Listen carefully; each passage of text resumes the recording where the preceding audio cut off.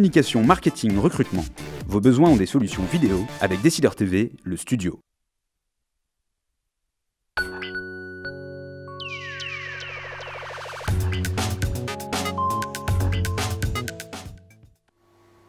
Bonjour à tous et bienvenue dans ce nouveau numéro des Décideurs du Net. Nicolas James sera à mes côtés tout au long de cette émission. Je vous rappelle qu'elle est en direct sur le site de Décideur TV, du Journal du Net, mais aussi sur Offre Média. Vous pouvez donc poser toutes vos questions tout au long de cette émission à notre invité. Alors justement, notre invité, qui est-il? Diplômé de Polytechnique et de l'École nationale de la statistique et de l'administration économique. Il débute sa carrière en 89 chez Sovac avant de rejoindre SFR en 97, où il occupe diverses fonctions, dont celle de directeur marketing grand public. Il a également dirigé le lancement du portail Vodafone Live et le lancement de l'offre de service 3G. Depuis 2007, il est directeur général de M6 Web. J'ai nommé Valérie Gerfaud. Bonjour Valérie. Bonjour. Merci infiniment d'être avec nous aujourd'hui. Alors, la tradition dans cette émission veut que l'on commence par une question de Thierry Amar, le président d'Offre Média. On va déroger exceptionnellement à la règle pour que vous rappeliez rapidement aux internautes tout d'abord ce qu'englobe M6 Web. M6 Web, donc c'est la filiale du groupe M6 en charge du digital. Ça recouvre plusieurs métiers. D'abord, tous les métiers en lien avec l'antenne. On va dire, c'est la marque Sisplay, tout ce qui est la catch-up, les sites de chaîne, le connect. Ça regroupe aussi des activités plus de pure player du web, avec des portails comme clubic.com, jeuxvideo.fr, un comparateur de prix, et puis des nouvelles chaînes, on va dire, du web comme Golden Moustache, dont on parlera peut-être plus tard. Et puis ça regroupe aussi quelque chose dont on parle moins, qui est M6 Mobile, qui est un partenariat de plus de 9 ans avec Orange, qui fonctionne très bien puisqu'on a atteint plus de 2,8 millions de clients à la fin de l'année 2013. Donc c'est très satisfaisant et ces trois piliers forment, je dirais, la base de ce qu'est M6 Web au sein du groupe M6. Et récemment, M6 a publié ses résultats annuels. Le groupe était peu bavard sur ce que pesait M6 Web. Est-ce qu'on peut savoir aujourd'hui combien ça pèse? Absolument, ça pèse une centaine de millions d'euros de chiffre d'affaires et une trentaine de millions de résultats d'exploitation. Très bien, alors on va pouvoir passer à la question de Thierry Amar, si vous le voulez bien. Donc la question. Valérie Gerfaud, quel bilan faites-vous des investissements que vous avez réalisés sur le second écran, en particulier sur le plan publicitaire? Alors la question, quel bilan faites-vous des investissements que vous avez réalisés sur le second écran, en particulier sur le plan publicitaire? Alors, le second écran, vous savez que pour nous c'est très important puisque finalement on avait été précurseur sur la télévision d'attrapage et on voulait être précurseur sur les nouveaux usages autour de la télé. Donc on a lancé il y a plus d'1 an et demi maintenant, je crois que c'est en novembre 2012, une offre qui s'appelle Connect qui enrichit les programmes de nos téléspectateurs. Et le premier objectif c'est d'abord de développer les usages. On en parlera, mais puisque la question de Thierry porte sur les annonceurs, ce qu'on a vu aussi pendant cette période-là, c'est qu'on a appris à créer des dispositifs vraiment innovants pour les annonceurs, à la fois en lien avec les programmes, c'est tout ce qu'on fait par exemple sur Top Chef avec un annonceur, un grand distributeur bien connu, mais aussi en enrichissement des spots télé classiques qui deviennent interactifs grâce au second écran. Et donc il y a de nombreux annonceurs, plus d'une dizaine au cours des derniers mois, qui a testé ces dispositifs. Et puis, on va dire, on est encore en phase d'expérimentation, mais on voit déjà qu'il y a un très bon accueil et qu'on va pouvoir massifier, développer, industrialiser tout ça. C'est notre objectif en matière de publicité.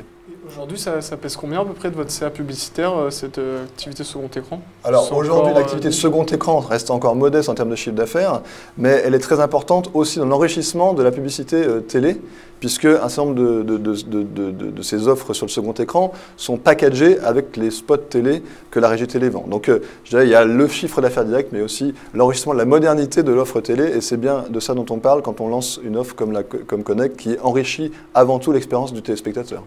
Très bien. Alors justement, Jean demande quelle part le web représente dans l'activité de M6 Web par rapport aux SMS surtaxés et au téléachat?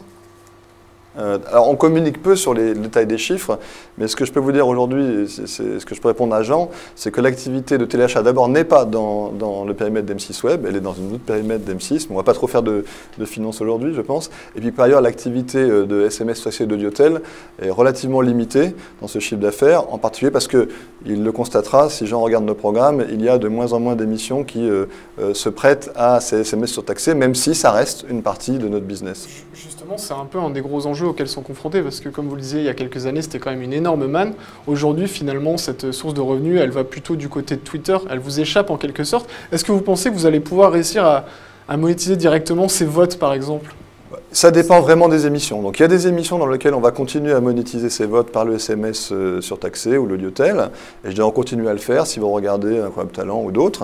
Et il y a d'autres émissions comme celle qu'on va lancer dans quelques mois qui s'appelle Rising Star, dans lequel, vous l'avez vu si vous avez vu la bande-annonce de Rising Star, la participation au vote sera gratuite. Ça dépend un peu des émissions, du style d'émission, du poids de l'interactivité, du type de public. Et donc en fonction, au cas par cas, on décidera de est-ce que le SMS surtaxé est le moyen de participer ou pas. Voilà. Et le fait que la tendance soit à la chute du SMS surtaxé, ça ne vous inquiète pas concernant votre business model? Ouais, ça n'est pas un élément fondateur du business model ni d'M6 Web, ni d'M6. Et je dis à nous, ce qui est important, c'est d'abord que les téléspectateurs regardent nos émissions, puissent interagir avec elles. Après, la manière dont ils interagissent, il y a eu le Minitel, il y a eu le SMS+, il y a eu l'Audiotel, et il y aura demain d'autres manières d'interagir qui vont, je dirais, se substituer petit à petit. Alors concernant Sisplay, est-ce que vous pouvez tirer au bout de 3 mois à peu près un premier bilan? Sisplay, vraiment, c'était un élément important de notre stratégie puisque il fallait qu'on franchisse une nouvelle étape dans le développement des usages autour de la télévision de rattrapage. Et nous, ce qu'on a décidé, c'est de faire quelque chose qui est vraiment très innovant, c'est de regrouper dans un même service tous nos services digitaux de toutes les chaînes, tous les services, donc à la fois le live, le replay, le connect, et sur toutes les plateformes. Donc aujourd'hui, Sisplay, c'est disponible sur le mobile, sur les tablettes, sur le PC, et y compris sur l'IPTV.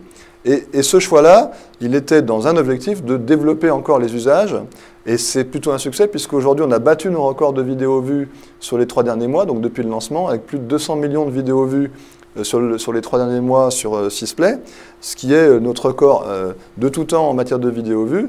Et ça vous situe où par rapport aux autres chaînes à peu près cette performance?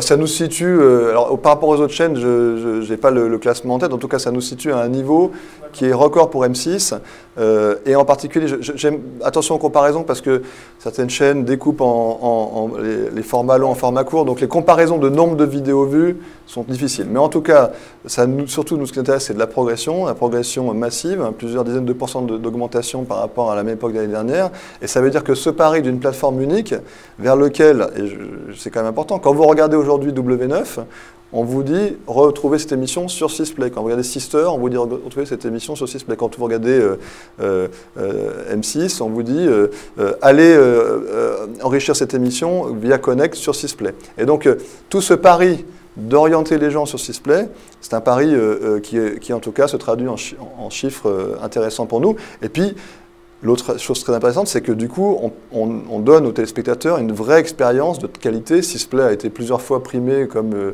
la meilleure appli second screen, au second écran. Et c'est vraiment un bonheur pour nous de voir que ça se traduit en usage, en vidéo vue, ce qui montre que les téléspectateurs, les internautes s'intéressent à Sisplay. Côté pub, vous avez également constaté une traction des investissements vers les petites sœurs de M6, Sister et W9, ou c'est encore en cours de...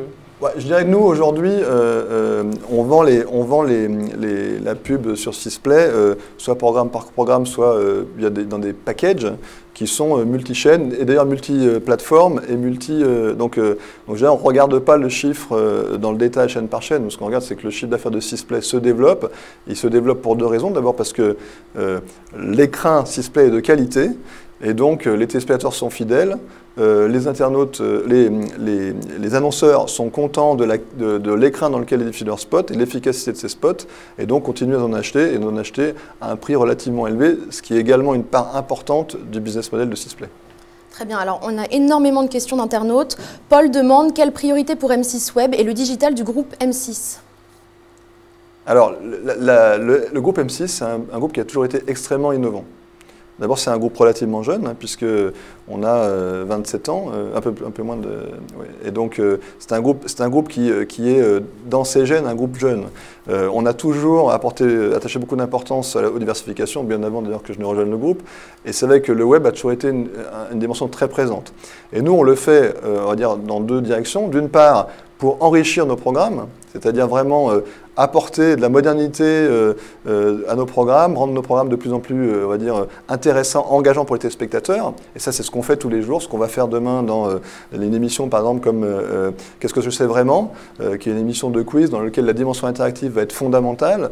Encore plus fondamentale sera la dimension interactive dans Rising Star. Donc ça, c'est notre premier boulot au quotidien chez M6 Web. Puis notre deuxième boulot, c'est de créer de la valeur pour le groupe.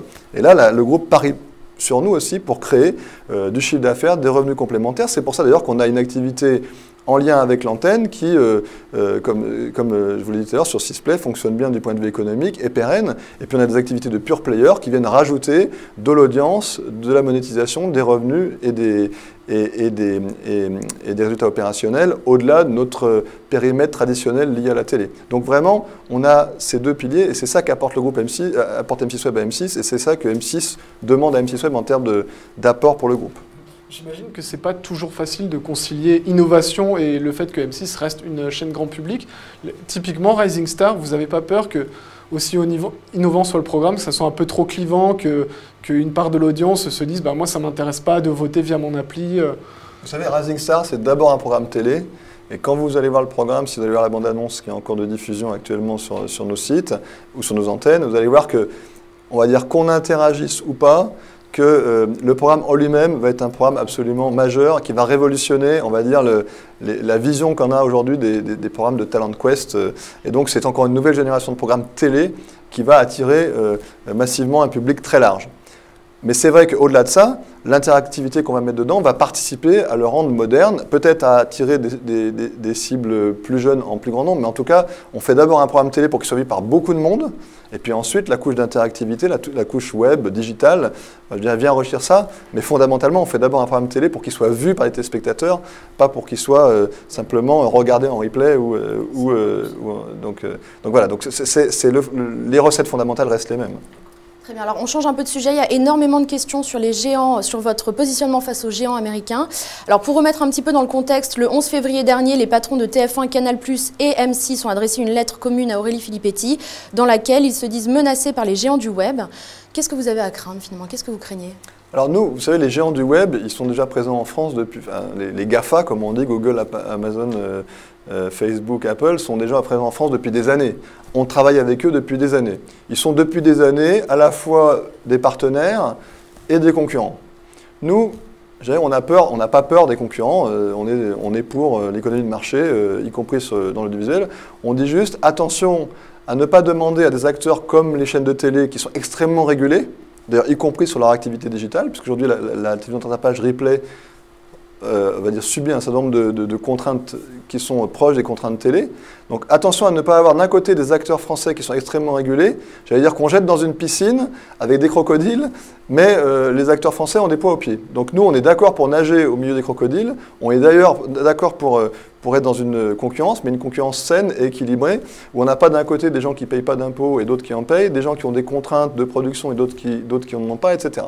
Et donc, ce qu'on dit juste, et c'est ce qui était rappelé de façon très simple dans ce courrier et dans ce message d'alerte des patrons de chaîne, c'est aujourd'hui une large partie du financement et de l'écosystème audiovisuel et en partie de la production en France repose sur nos groupes, TF1, Canal+, groupe M6.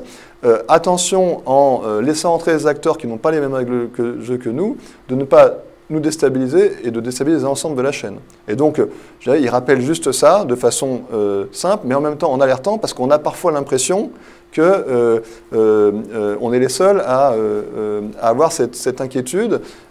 Encore une fois, on parle là de télé, je pourrais aussi parler par exemple de ce qui se passe au niveau de la Commission européenne dans, on va dire, le dossier en cours avec Google sur les résultats de recherche et l'affichage des résultats de recherche, qui est un énorme problème sur lequel un grand nombre d'acteurs français sont à la bataille pour demander à exiger de Google des engagements supplémentaires compte tenu de sa position dominante. Et aujourd'hui, je dirais, il y a un travail important à faire vis-à-vis des autorités françaises, vis-à-vis des autorités européennes pour obtenir que Google s'engagent, prennent des engagements forts pour que l'affichage des résultats de recherche n'aboutisse pas à tuer une industrie, ce qui peut être le cas demain si on laisse faire les choses n'importe comment, n'importe quand. Du coup, concrètement, concernant notamment, c'était Netflix qui était visé un peu indirectement par cette lettre, Netflix dont on annonce l'arrivée dans les mois prochains, vous préconiseriez plutôt quoi? Que Netflix s'astreigne à la législation française ou qu'on assouplisse la législation française? Nous, on pense qu'aujourd'hui, ces acteurs-là, de toute façon, on va pouvoir on va dire, essayer de leur imposer des règles, etc., mais ça n'est pas le sens de l'histoire. Et d'ailleurs, le rapport que peut-être certains d'entre vous ont lu, Colin et Colin, par exemple, sur la fiscalité, montrait bien que nos règles anciennes de business ne peuvent pas s'appliquer telles quelles à ces acteurs-là.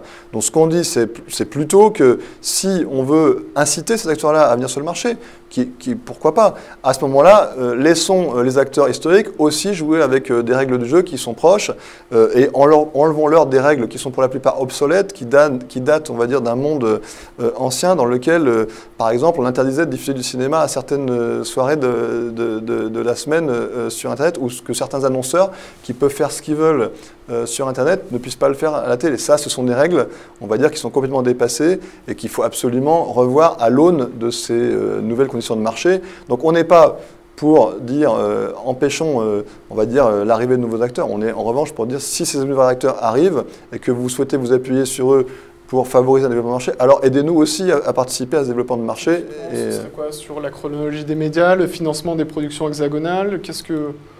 Sur la chronologie des médias, c'est un sujet encore d'un autre ressort qui est très complexe, donc je n'aurai pas le temps d'élaborer là-dessus, mais aujourd'hui, la chronologie des médias telle qu'elle est aujourd'hui, il y a un écosystème qui repose sur cette chronologie, qui a au moins un mérite, c'est celui d'exister et de permettre la production, on va dire, de contenu de qualité et de financer une chaîne de valeur. Il y aurait beaucoup à dire. Ce qu'on dit juste, c'est que si on la change, en tout cas, c'est pas comme ça, parce que Netflix arrive, ça doit résulter d'une discussion entre l'ensemble des acteurs de la chaîne, de manière à vérifier si, on va dire, la solution n'est pas meilleure n'est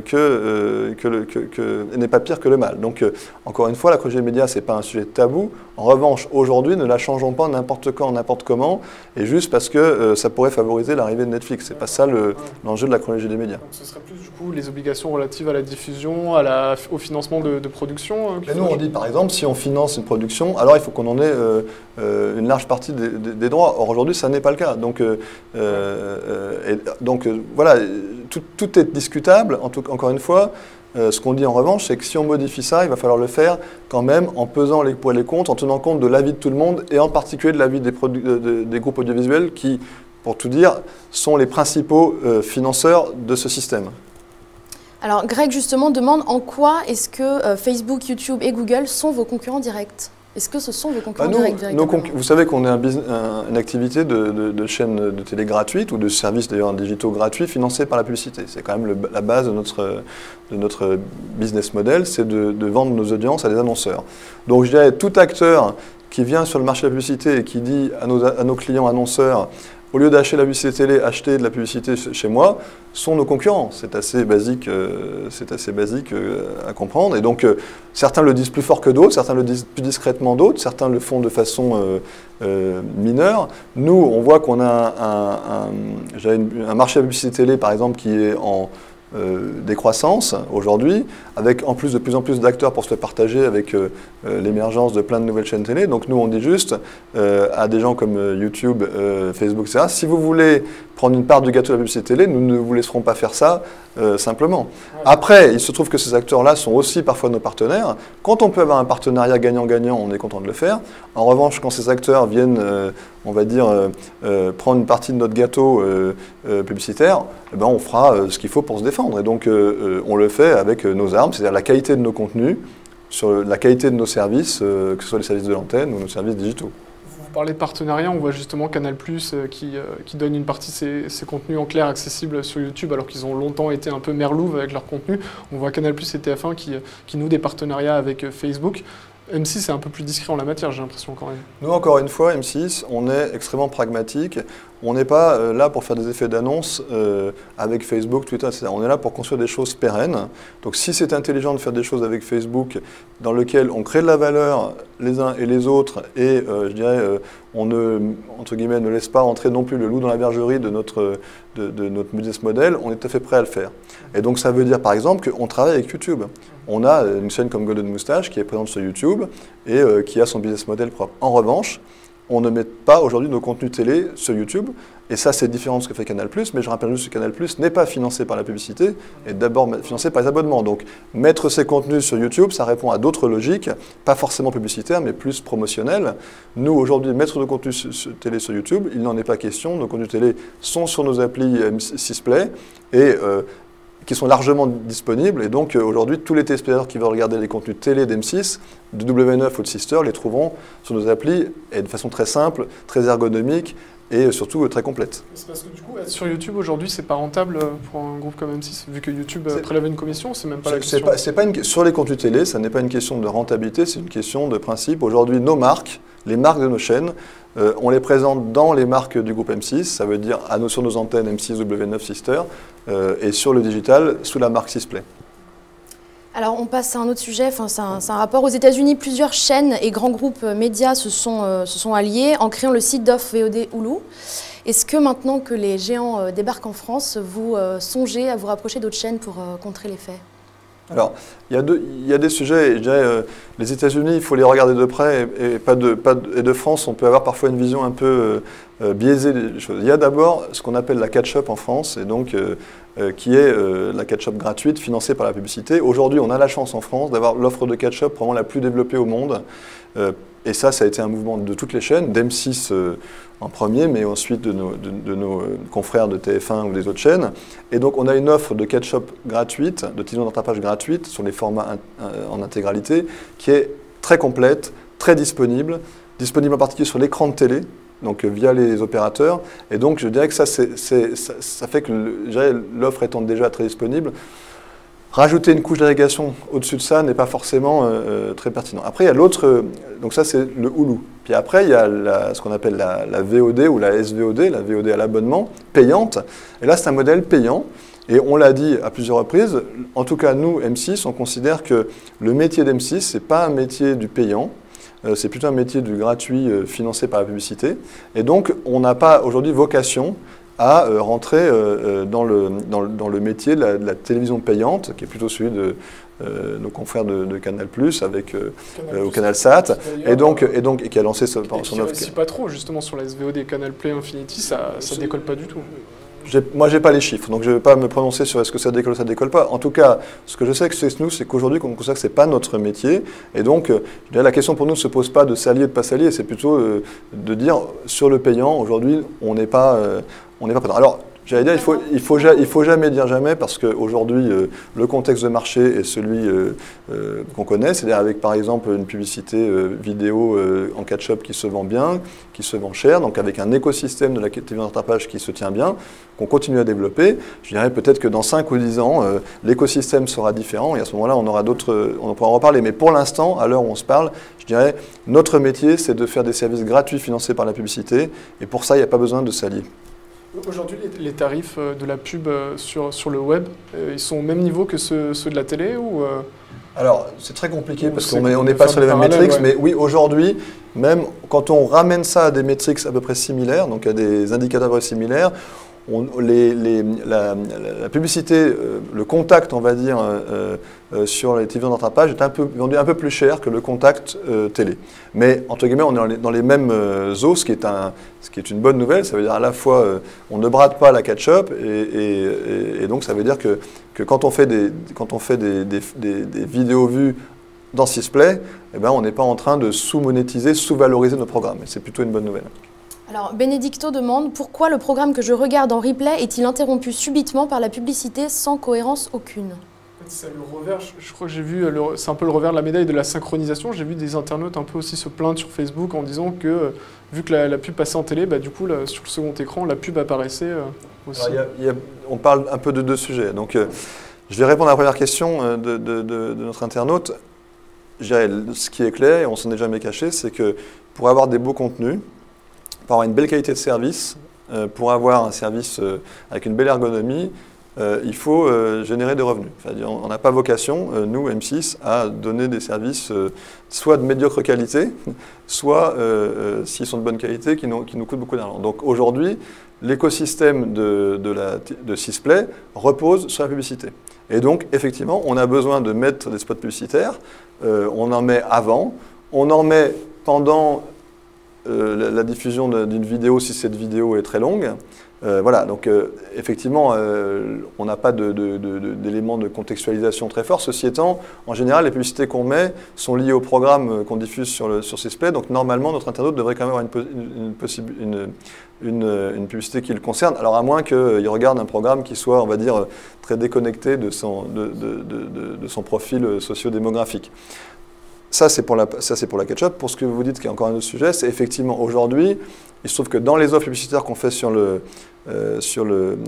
Connect, et ça répond entre autres, ça revient sur la question de Thierry Amard de début de cette émission, on a effectivement un certain nombre de formats publicitaires qui permettent à des annonceurs d'insérer entre des éléments d'enrichissement sur le second écran, un enrichissement, on va dire, publicitaire. Mais en général, c'est pareil, c'est très contextualisé. Donc normalement, ça ne devrait pas être... c'est un peu du native advertising, on pourrait dire, sur le second écran. Alors, une autre question de Benedicto. La vente de Mr Good Deal à Darty est-elle actée? Alors, d'abord, je ne veux pas trop parler de ça parce que ça ne concerne pas directement, puisque cette partie-là de l'activité digitale, le e-commerce, ne fait pas partie de mon périmètre. Mais en tout cas, il y a un projet en cours. Je crois qu'il y a encore un certain nombre d'étapes à franchir en matière en particulier d'autorité de la concurrence. Et donc, je ne vais pas me prononcer sur le statut officiel, mais en tout cas, le process est en cours et devrait arriver à terme dans les jours ou les semaines qui viennent. Alors, Nicolas Dété demande quel est l'avenir de votre activité sur le mobile? Alors, si on parle d'M6 Mobile, parce qu'on a des activités sur mobile, c'est bien sûr Sisplay sur le mobile. Et de façon générale, je peux en profiter pour dire que tous nos services, y compris nos services, nos portails Pure Player, ont vocation à être de plus en plus des portails accessibles sur les tablettes, les mobiles, dans des bonnes ergonomies. Si la question porte sur M6 Mobile, aujourd'hui, on est en train de battre notre record de nombre de clients, puisqu'on a atteint 2,8 millions de clients à la fin de l'année dernière, ce qui représente une croissance, je crois, de 20% sur l'année.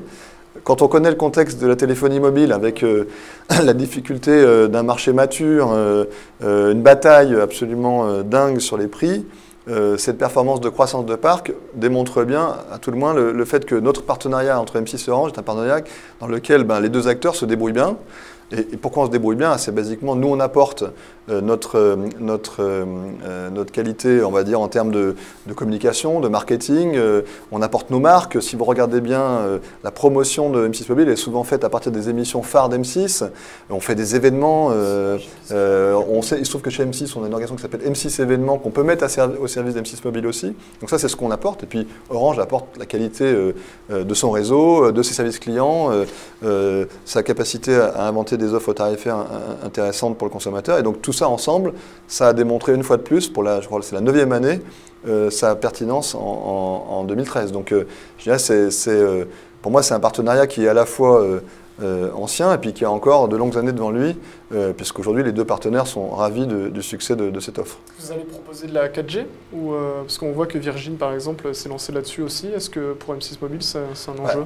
Ça sera un enjeu. Aujourd'hui, je dirais la 4G, mais ça, c'est plutôt Orange qui pourrait répondre à cette question, est plutôt portée par les offres Origami, donc les offres un peu plus haut de gamme. Nous, M6 Mobile est plutôt positionné sur l'entrée de gamme d'Orange.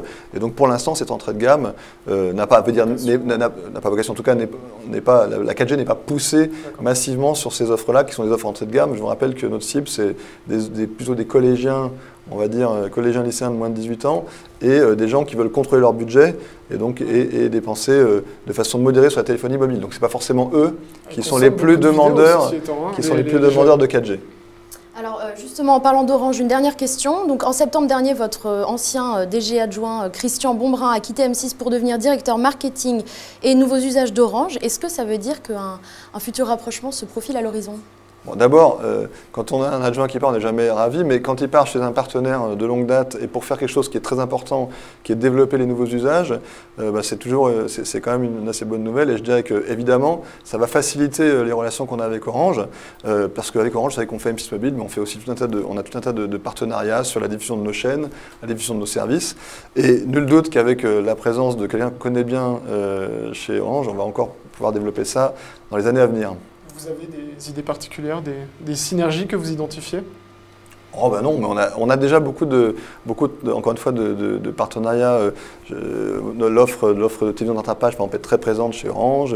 Ce qu'on fait sur les chaînes aussi, chaînes gratuites et puis aussi nos chaînes payantes. Donc il y a plein de chantiers sur lesquels on a des choses à inventer ensemble. Ce sera le mot de la fin. Merci beaucoup Valérie Gerfaud d'avoir assisté à notre émission et d'avoir participé. On se retrouve la semaine prochaine, même jour, même heure. À la semaine prochaine.